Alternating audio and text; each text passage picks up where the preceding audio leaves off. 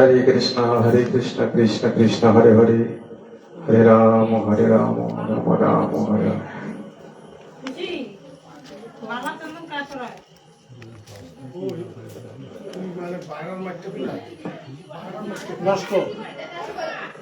साधु संग कृष्ण नामे मात्र चाই, সংসার জগতে আর কোন বস্তু নাই। তাহলে শাস্ত্রে বলেছেন এই সাধু সঙ্গই মানব জীবনের শ্রেষ্ঠ সম্বল। কেননা এই যে সঙ্গের প্রভাবে কেহ তরে আর সঙ্গের প্রভাবে কেউ মরে। এই জন্য সব শাস্ত্রের মধ্যে বলেছেন যে সাধু সঙ্গ প্রত্যেকে করতে হবে। এই সঙ্গের মধ্যে এই সাধু সঙ্গ করলে আমরা কি পাবো? কারণ সাধুর কাছে গেলে তার অঙ্গ পরশে এবং তার বাতাসে তার তাপে আমরাও গরম হয়ে যাই। যখন সাধুগুরু বৈষ্ণবের সঙ্গে থাকবে, ওরা যদি হাত তুলে হরি বল বলে, তাহলে আমাদের বলতে হবে। সেই জন্য হাত তোলা মানে কি, কেউ দেখে তোলে আর কেউ জেনে তোলে। যার জানা হয়ে গেছে যে হাত তুললে ভগবানের কাছে আত্মসমর্পণ করা হয়,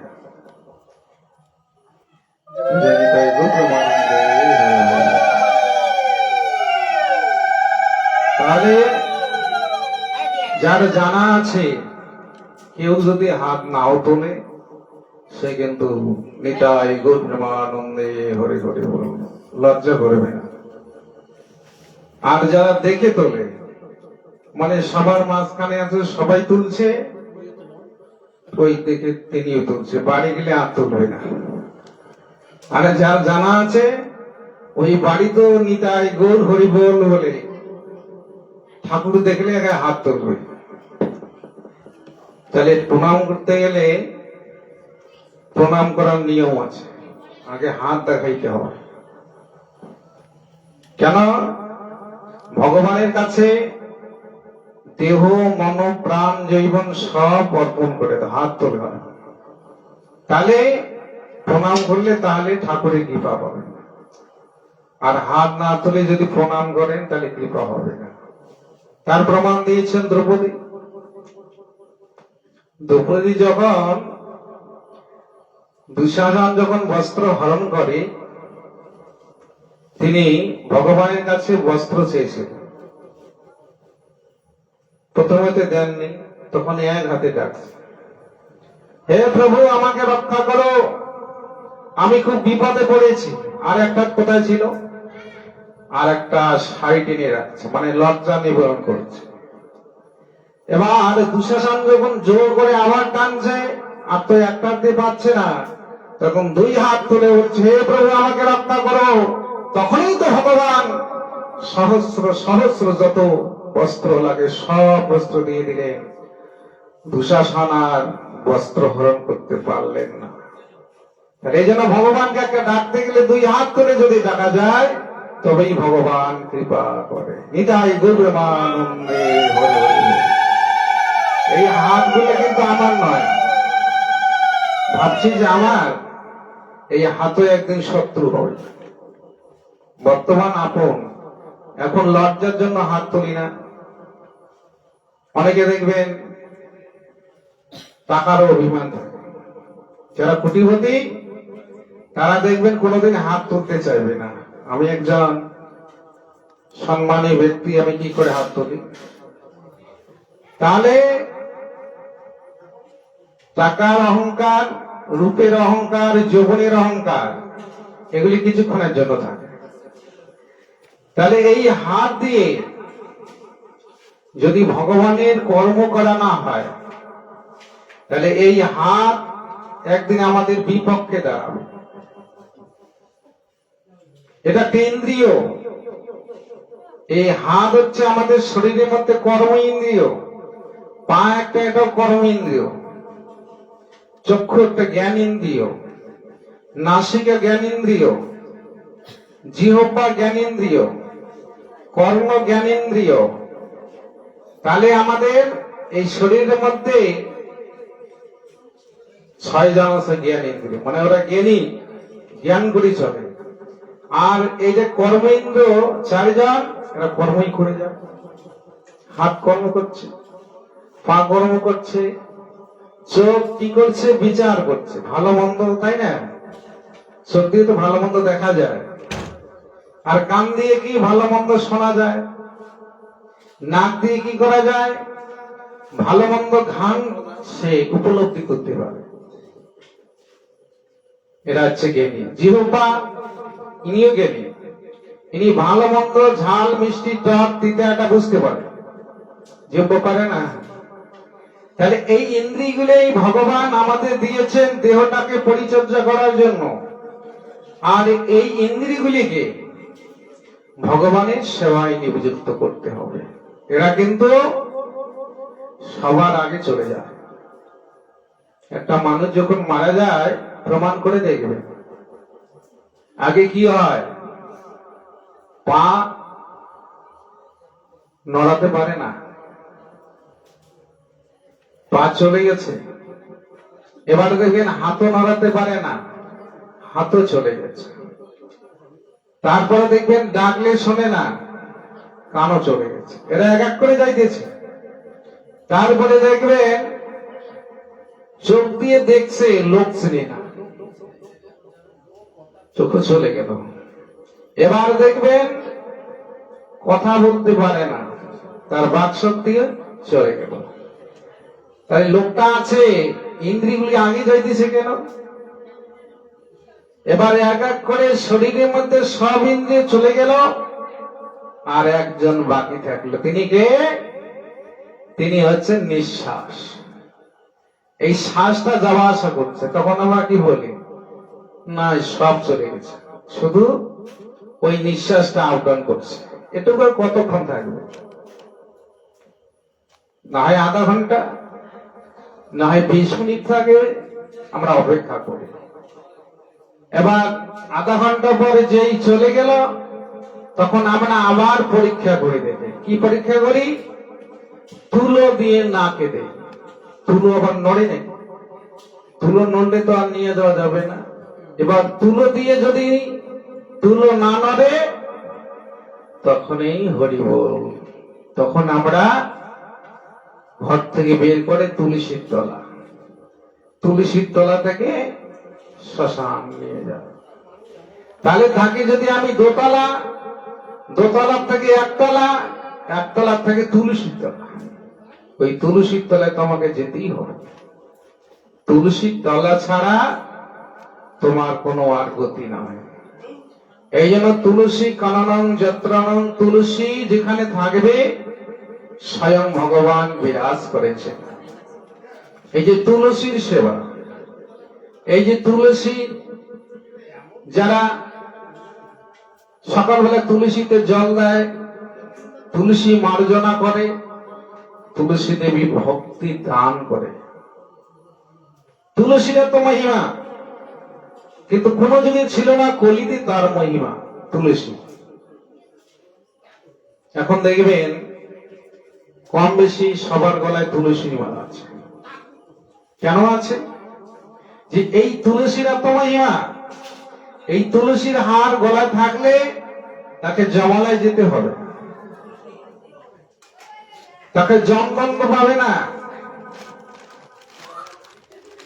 তাহলে এই জন্য আমাদের সংকটের দিন হলো মৃত্যুর সময়। এটা মৃত্যুর সময়, সংকটের দিন, তাই না? ওই সময় কেউ আপন হবে না। ওই সময় একমাত্র আপন হবে যিনি অনন্ত কোটি বিশ্ব ব্রহ্মাণ্ডের মালিক, যিনি সৃষ্টি স্থিতি প্রলয়ের মালিক, স্বয়ং শ্রী গোবিন্দ ভগবান। সেদিন তোমাকে জানতে হবে যে আমার যত ধন সম্পদ টাকা পয়সা থাক না কেন, ওটাকে ত্যাগ করে একমাত্র ভগবানের শরণাগতি হতে হবে। সরঙ্গ শরণাগতি হইবে যাহার, তাহারও প্রার্থনা শুনে শ্রী নন্দ কুমার। তিনি তো আছেন, কিন্তু আমরা তাকে ডাকতে পারি না, আমরা তাকে ডাকতে ভুলে যাই। কেন ভুলে যাই? আমাদের ছোট ছোট বাচ্চাদের খেলনার জিনিস দেই না। খেলনার বস্তু যদি বাচ্চারা পায়, তাহলে আর কি কোনো কিছু মনে থাকে? মনে থাকে না। ওই খেলনার বস্তু নিয়ে শুধু খেলতেই থাকে। তো ভগবান আমাদের এমন খেলনার বস্তু দিয়েছে, আমরা ভগবানকে দূরে সরিয়ে দিয়ে তার কথা আর মনে রাখতে পারি না। এই সংসার খেলা, এটা একটা খেলার মাঠ। আর এই যে সদস্য, আমরা সংসারের যে ছেলে মেয়ে, এরা হচ্ছে সদস্য। এই সংসার মাঠে খেলতে খেলতে কে যে এখান থেকে হারিয়ে যাবে কেউ বলতে পারে? বাবার আগে ছেলে যাবে না কে যাবে, এটা কেউ নির্ধারিত করতে পারে না। কিন্তু আমরা আগে থেকে লিস্ট বানিয়ে রাখছি, ঠাকুরটা মারা যাবে, তারপরে আমার বাবা মারবে, তারপরে আমি মরব। কিন্তু বাবার আগে যে আমাকে যেতে হবে আগে। তো এই জন্য মানুষের ইচ্ছাই ইচ্ছা নয়, ভগবানের ইচ্ছাই ইচ্ছা।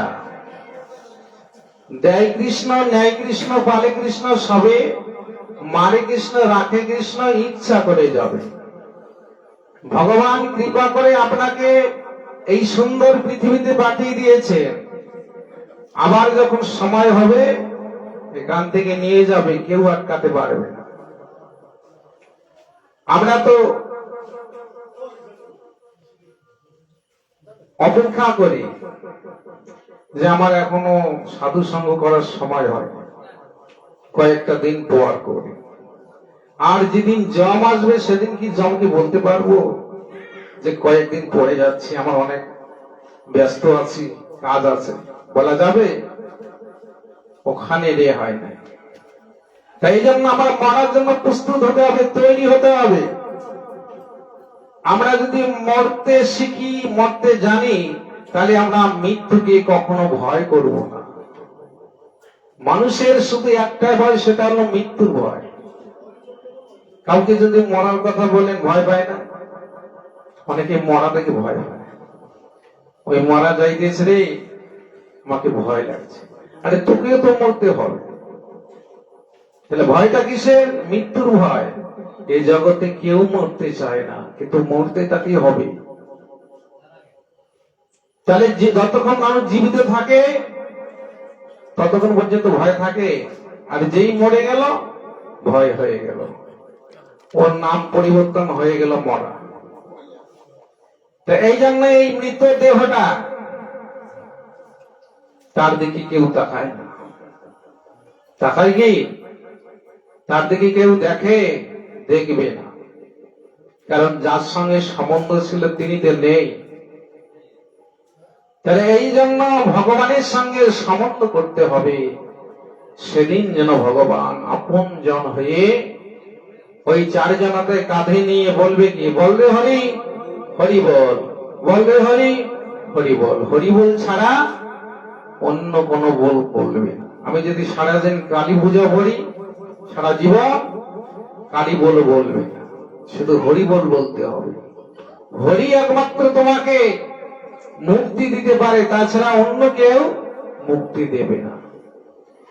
তাই জন্য আমাদের সাধু সঙ্গ করার উদ্দেশ্য এটাই, আমাদের জানতে হবে কোথায় ছিলাম, কোথায় এসেছি, আবার এখান থেকে কোথায় চলে যাব।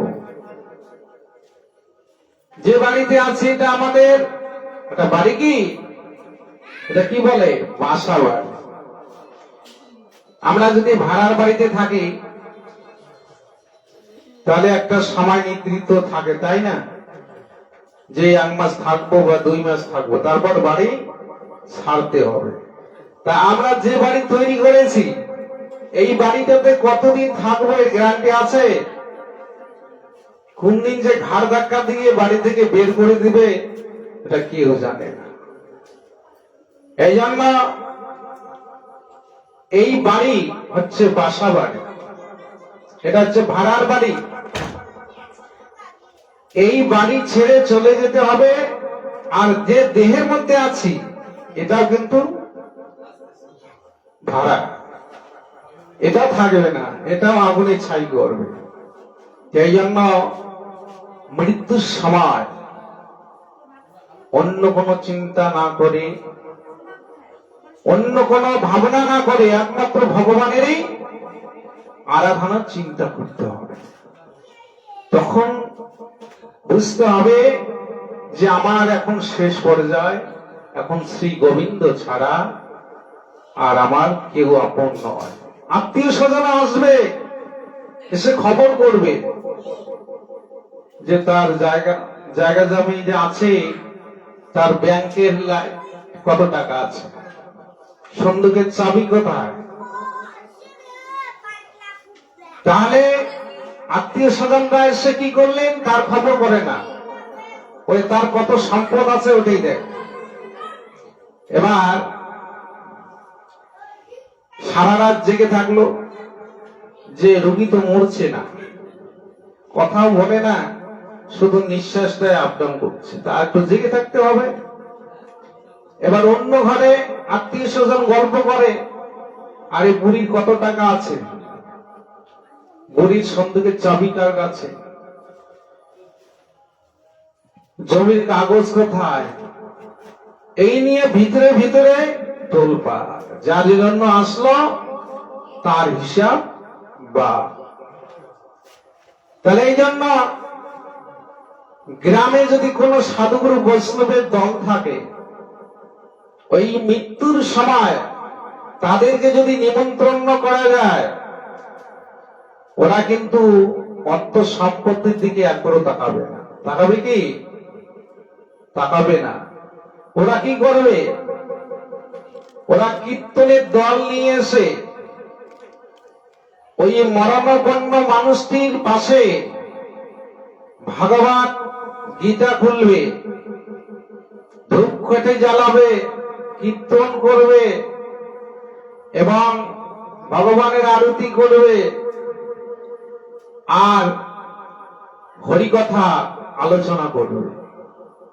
সেই হরিকথা, কৃষ্ণ কথা মরণাপন্ন মানুষটি শুনতে শুনতে তার যখন নিঃশ্বাস ঘন আসবে, যাওয়ার সময় হয়ে গেছে, তখন সাধুগুরু বৈষ্ণবরা সবাই মিলে ভগবানের কাছে প্রার্থনা করে, হে প্রভু, এই যে আমরা তাকে হরিনাম শোনালাম, তুমি কৃপা করে তোমার চরণে স্থান দিও প্রভু, নিতাই গৌরবানন্দে হরি হরি।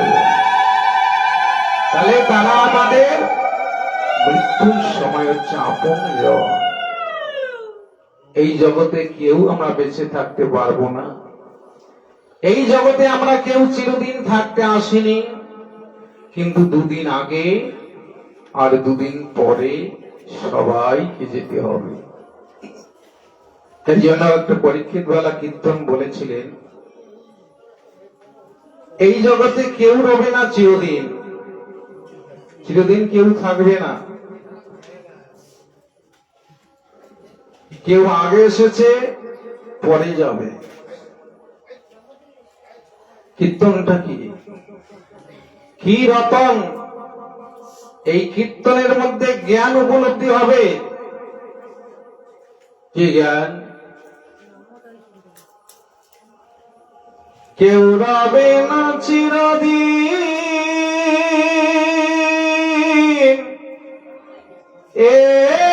এইভাবে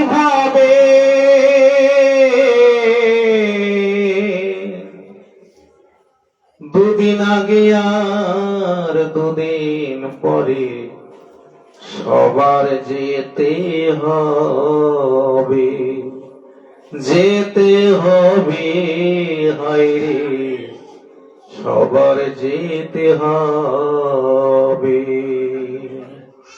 কত পাতার জল যেমন টলমল করে জীবন তেমন, কত পাতার জাল যেমন টলমল করে জীবন তেমন, সামনে জারি হলে রে ভাই, সামনে জারি হলে রে ভাই মরণ সেজে যাবে,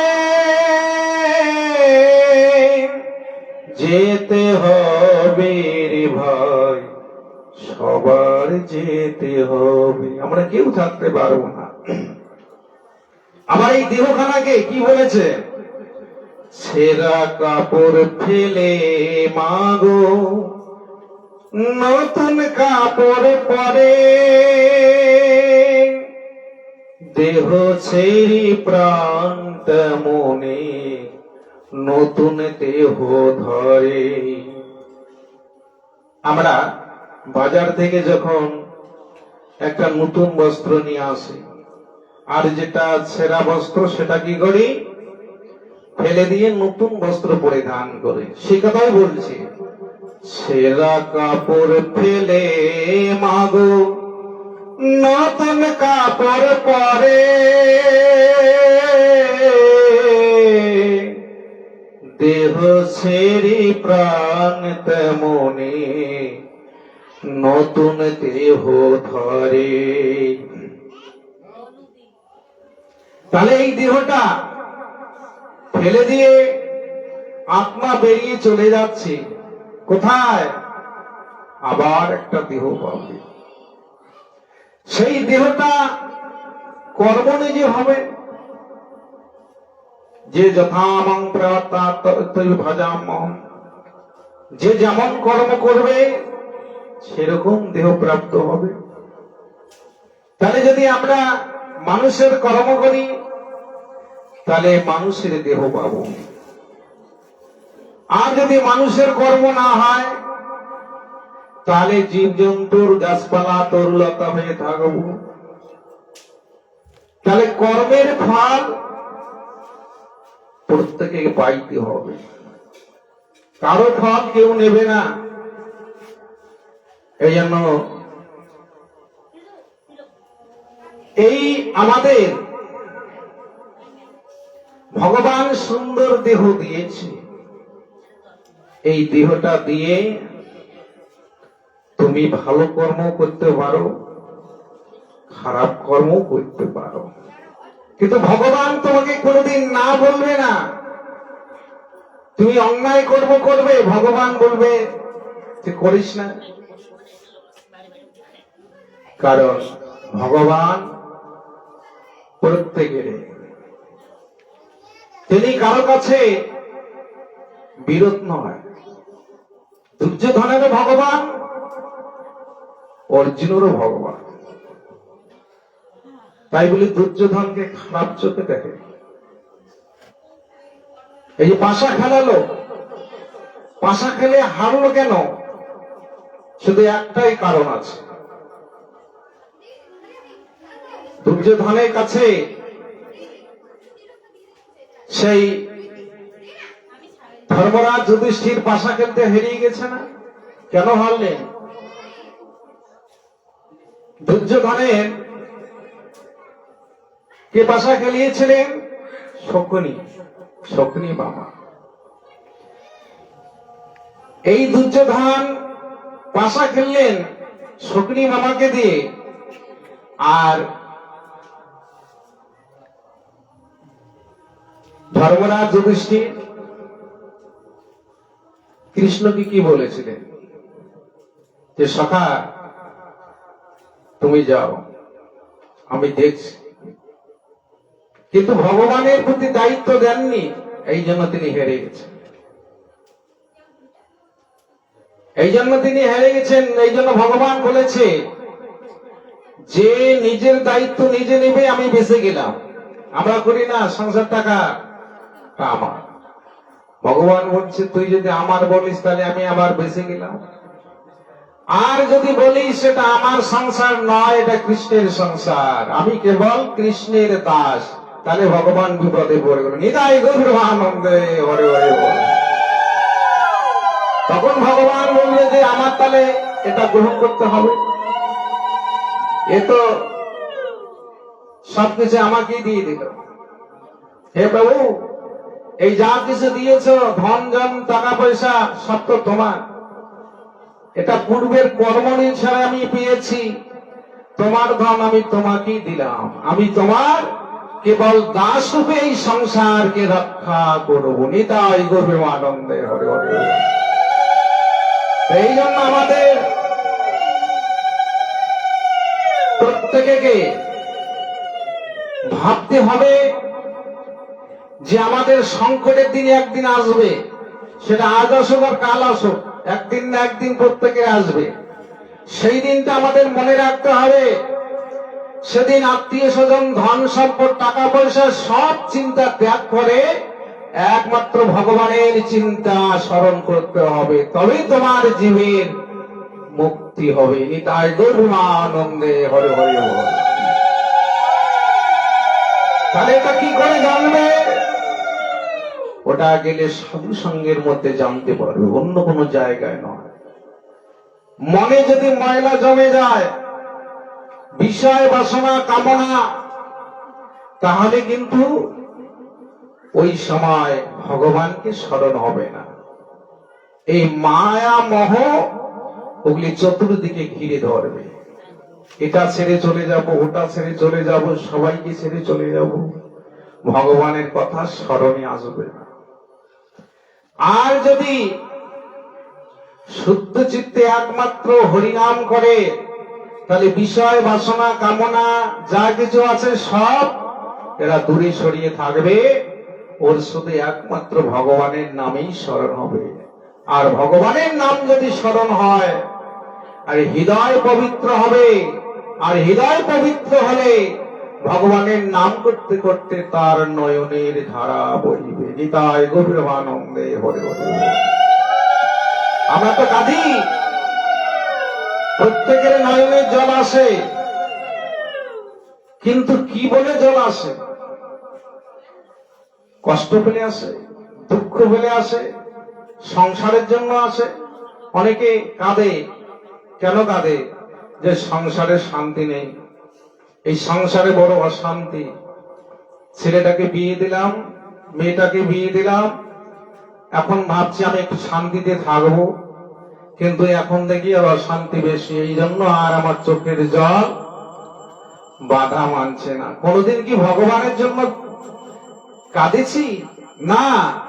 তাহলে এই জন্য শাস্ত্রে বলেছেন, সংসারে যত কাঁদবেন, এই যে বিষয় বাসনার জন্য যত কাঁদবেন, নয়নের জল বাড়তেই থাকবে। আর ভগবানের জন্য কাঁদবেন, হৃদয়ে তোমার প্রেম সঞ্চার হবে। নিতাই গৌর আনন্দে হরে হরে। এই জন্য ভগবানের জন্য যদি কাঁদতে পারেন, ভগবান দূরে থাকতে পারে না। ভগবান বলেছেন যে আমি সব কিছু সইতে পারি, কিন্তু ভক্তের নয়নের জল আমি কখনো সহ্য করতে পারি না। আপনারা প্রমাণ করে দেখবেন, ভগবানের জন্য কাঁদবেন, মনে শান্তি পাবেন। এই নয়ন দিয়ে যদি ধারা বয়, এই যে ময়লা আবর্জনা চলে যাবে। আর ময়লা আবর্জনা চলে গেলে তখন স্মরণে ভগবান সব সময় আসবে। শয়নে, স্বপ্নে, নিদ্রা, জাগরণে ভগবানের নামই স্মরণ হবে। কারণ এই দেহ আমাদের সবসময় সুস্থ থাকে না, থাকে কি? এই জরাবেদী দেহের মধ্যে জরাগ্রস্ত বেদী সবসময় লাগাতার প্রত্যেকেরই আছে। যখন আমার শরীরে বেদনা যন্ত্রণা হয়, তখন কি কিছু ভালো লাগে? তখন ভালো লাগে না, কারো কথাও ভালো লাগবে না।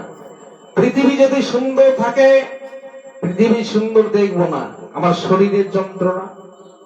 তাহলে এই ব্যাধি, ভবব্যাধি, এই ব্যাধি থেকে মুক্ত একমাত্র হচ্ছে, সেটা হচ্ছে হরিনাম। এই হরিনাম করলে যত ব্যাধি থাক, যন্ত্রণা থাক, তবুও মনে শান্তি আসবে। তাহলে এই ব্যাধি প্রত্যেকের শরীরে আছে। এই জন্য শাস্ত্রে বলেছেন, এই পৃথিবীতে কেউ নীরব নয়, প্রত্যেকেরই ব্যাধি আছে। ব্যাধি নিয়ে বাঁচতে হবে এবং ব্যাধি নিয়ে মরতে হবে। কেউ যদি মারা যায়, আমরা বলি না স্ট্রোক হয়ে মারা গেল, স্ট্রোক করেছে, অন্য কিছু ব্যাধি হয়ে মারা গেল। কোনদিন ভগবানকে দোষ কেউ দিয়েছে যে ভগবানে মেরে ফেললো? এই জন্য ভগবান বলেছে, আমি এই জগতের শরীরে প্রত্যেকের রক্ত মাংসের দেহের মধ্যে ব্যাধি যন্ত্রণা আছে, ব্যাধি নিয়ে তাকে মরতে হবে। এই দেহটা ত্যাগ করতে গেলে যে কোনো একটা ব্যাধি দিয়ে তাকে এই ধরাধাম ছেড়ে চলে যেতে হবে। তো এই জন্য আমাদের এই ভবব্যাধি, ভব জ্বালা, ভব দুঃখ, ভব যন্ত্রণা আমরা প্রত্যেকেই পেয়ে আছি। আমরা এই তিতাবজনিত জ্বালায় প্রত্যেকেই দলীভূত। কেউ বলতে পারছি না আমি সুখে আছি। যাদের কোটি কোটি টাকা রোজগার করছে তারাও বলতে পারে না আমি সুখে আছি। কেন? এই তিনটা তাপ আমাদের দলীভূত করছে, কখনো সুখ, কখনো দুঃখ। এই সুখ দুঃখের ভার নিয়ে আমরা সংসারে আবদ্ধ হয়ে আছি। আর যদি কেউ সুখী হতে চায়, সাধু সঙ্গ যদি করে হরিনাম করে যান, তবেই মনে পাবে সুখ, তবেই মনে পাবে শান্তি। শান্তি ভগবান লুকিয়ে রেখেছে কোথায়? টাকা পয়সায় নয়, ধন সম্পদে নয়, শান্তি একমাত্র আছে ভগবানের চরণ কমলে। ভগবানের চরণে প্রণাম করলে মনে শান্তি আসবে, তাছাড়া কোন জায়গায় শান্তি পাবেন না। নিতাই গৌরের নাম আনন্দের ধাম, ওখানে আনন্দ আছে, তাছাড়া অন্য কোন নামে আনন্দ নেই। এই জন্য এই যে গীতায় বলেছেন, জং জং বেপি তেজন্ত ভাবে তো কলে বরং। এই জগতের মানুষ যে যে ভাবনা চিন্তা নিয়ে দেহ ত্যাগ করবে, পরবর্তীকালে সেই দেহ প্রাপ্ত হবে। তার প্রমাণ দিয়েছে ভরত রাজা। বৃন্দাবনে যাবেন, ভরত রাজার বাড়ি এখনো আছে, রাজবাড়ি। আমরা গিয়েছিলাম, সেই বাড়িতে কত হাজার হাজার মানুষ ভিড় দেখার জন্য, ভরত রাজার বাড়ি। তাহলে এই ভরত রাজার প্রমাণ দিয়েছিলেন, তিনি একজন ধার্মিক রাজা ছিলেন, সবসময় ভগবানের নাম গুণ কীর্তন করতেন। কিন্তু তিনি একদিন গঙ্গায় স্নান করতে গিয়েছিলেন, হঠাৎ করে জঙ্গলের মধ্যে দেখতে পেলেন একটা হরিণ বাচ্চা প্রসব করে চলে গেছে। এখন ওই বাচ্চাটা কান্নাকাটি করছে। এখন ভরত রাজা চিন্তা করছে, আরে হরিণী বাচ্চাটা কান্নাকাটি করছে, তার মা কোথায়? কিন্তু তার মাকে তো দেখতে পাচ্ছে না। ওই বাচ্চাটাকে কোলে করে নিয়ে এসে পোষণ পালন করে ধীরে ধীরে বড় করলেন। হরিণের বাচ্চাটা বড় হয়ে গেল।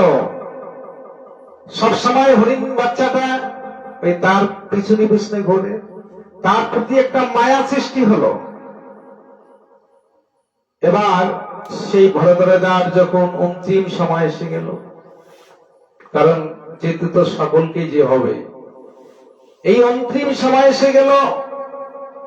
তিনি তো সবসময় ভগবানের নাম গুণকীর্তন করেন, কিন্তু তথাপি কি করে যে এই হরিণের কথাটা মনে পড়ে গেল, ওই বাচ্চাটাকে দেখে মনে পড়ে গেল, আহা, এই বাচ্চাটাকে ছেড়ে আমাকে চলে যেতে হয়। এই কথা ভাবতে না ভাবতে প্রাণ চলে গেল। এই আত্মা গিয়ে কোথায় নিল? দেহ পেল? হরিণের পেটে চলে গেল।